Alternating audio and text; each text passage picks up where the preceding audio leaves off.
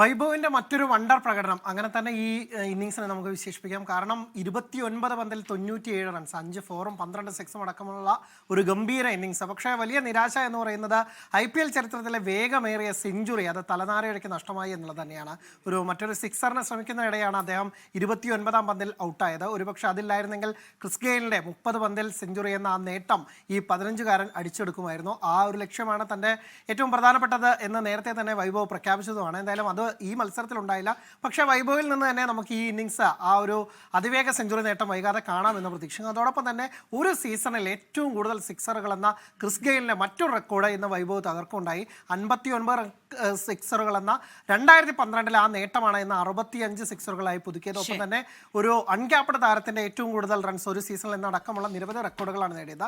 മത്സരത്തിൽ 244 റൺസ് വിജയലക്ഷ്യം പിന്തുടർന്ന ഹൈദരാബാദ് ഇപ്പോൾ തകർച്ച നേരിടുകയാണ്. അവർക്ക് 3 വിക്കറ്റ് 50 റൺസ് എടുക്കുന്നതിനിടെ നഷ്ടമായിരിക്കുകയാണ്.